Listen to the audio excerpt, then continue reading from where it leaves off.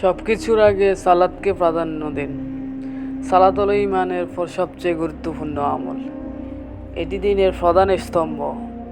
জীবনের যতই ব্যস্ততা থাকুক না কেন, সময় মতো নামাজ আদায় করবেন।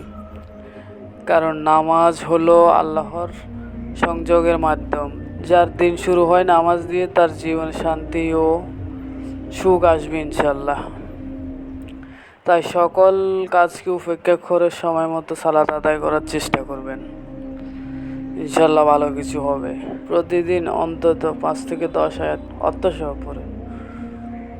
কুরআন হলো এমন এক গ্রন্থ যা আল্লাহর পক্ষ থেকে আমাদের জন্য রহমত স্বরূপ ও পথ প্রদর্শক। তাই প্রতিটি মানুষের উচিত প্রত্যেক দিন অন্তত কিছুটা কুরআন বুঝে পড়া।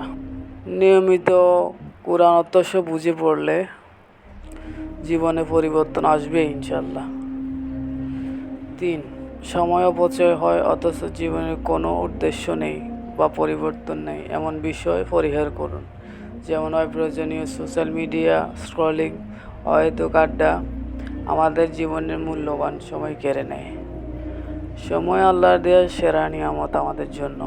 যারা সময়কে কদর করবে তারা দুনিয়াতে এবং আখিরাতে দুই জায়গায় সফল হবে একদিন ইনশাল্লাহ। 4.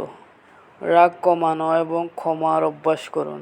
মনে রাখবেন, রাগ হচ্ছে শয়তানের আগুনের মতো, যা মুহূর্তে সম্পর্ক নষ্ট করে দিতে পারে।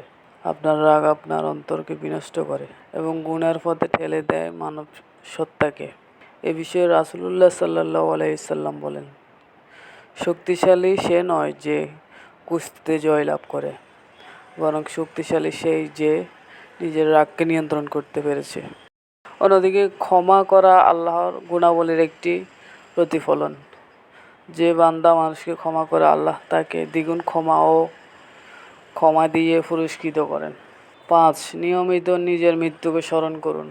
যে ব্যক্তি মৃত্যুর কথা বারবার স্মরণ করে সে সহজে গুনাহের দিকে যেতে পারে না, কারণ সে জানে যে কোনো সময় এই পৃথিবী থেকে চলে যেতে হতে পারে। কারণ সে জানে এই পৃথিবী ক্ষণস্থায়ী, এখানে চিরস্থায়ী বসবাস করার জায়গা নয়। পৃথিবী থেকে আমাদের একদিন চলে যেতে হবে, তাই সবসময় মৃত্যুকে স্মরণ করুন। তাহলে আপনি অবশ্যই গুনাহ থেকে বিরত থাকবেন এবং আল্লাহর দেয়া জীবন ব্যবস্থা আল কুরআন অনুযায়ী জীবনযাপন করতে পারবেন ইনশাআল্লাহ।